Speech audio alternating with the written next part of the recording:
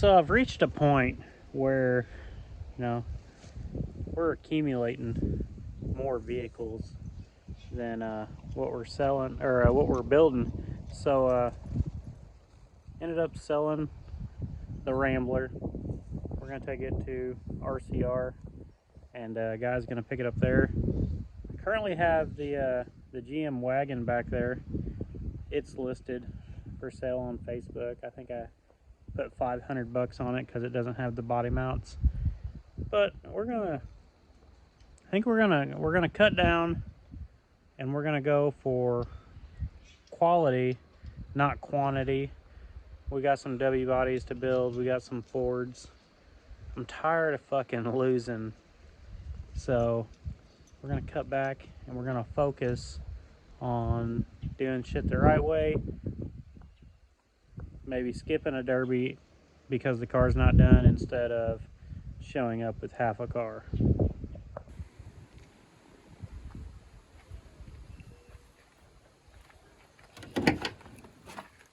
So we're getting started on this 69 Cadillac.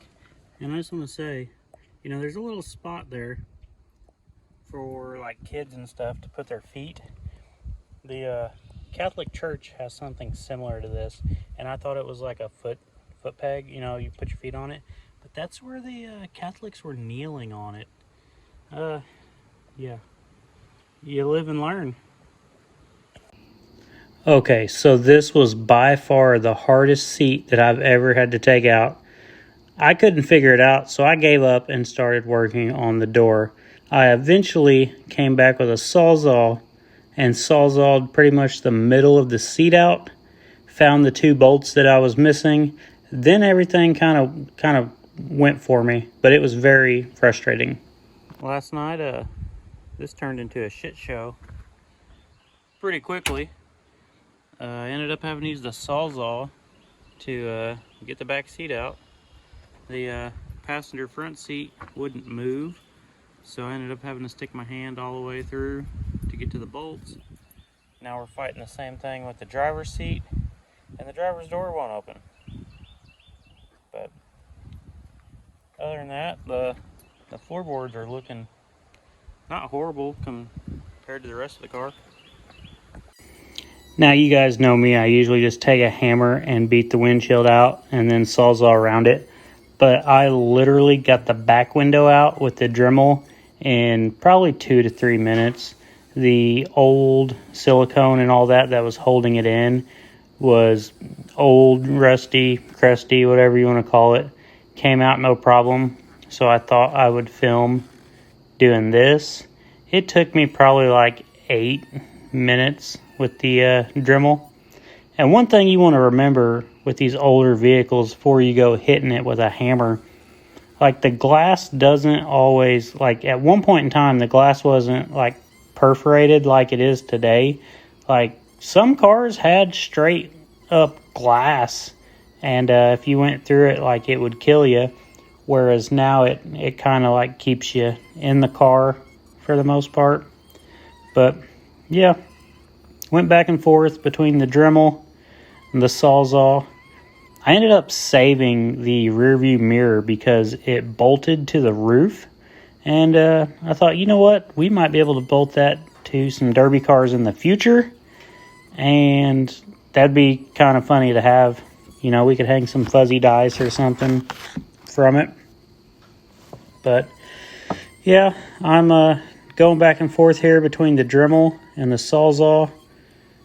And eventually like right there, it breaks. And but it kind of helped me in a way get it out.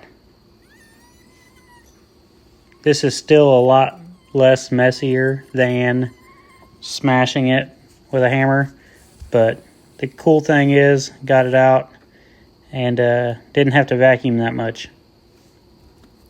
So it's windy as fuck outside, but all the Cadillac has left is pulling the drivetrain and the dash and like the headlights. Last week, Karina broke my 3/8 adapters for the impact. And I've had to strip this car out with a ratchet, and I feel Amish. So I went last night and bought two, one for her to break and then one for me to use. And hopefully this speeds up pulling this engine. You know, oftentimes I ask myself, like, why is my back always hurting? And I can never figure it out. But then I start rolling through my camera roll, and I see videos like this, and I'm like, oh, that's why my back hurts, because I didn't want to go ask Karina to come outside and help me, because I was like, you know what, it's not that bad. But she's still a little heavy. The doghouse, not Karina. After looking at it, there was no way that engine and transmission's coming out with the doghouse still on, because on most vehicles you have up until here to pull the engine out, and this one, with having the built-in fan shroud, like, that was either going to have to come off. And called the guy. He said he's going to pull the doghouse off to do some framework, mount his bumper, put his engine in, and all that good stuff. I'm like, well, I'll go ahead and pull it for you. So got the doghouse off. Tomorrow the engine will be ready to pull. Then we'll get the dash out. She's ready to go home. Here you have an 80s GM A-arm.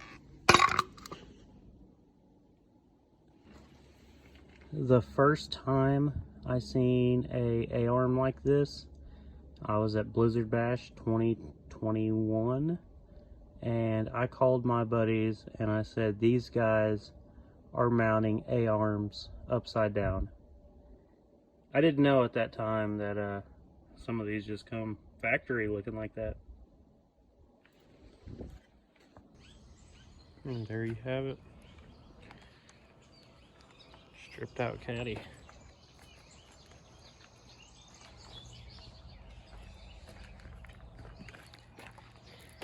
Had this weird 400 transmission in it. Threw it in the trunk.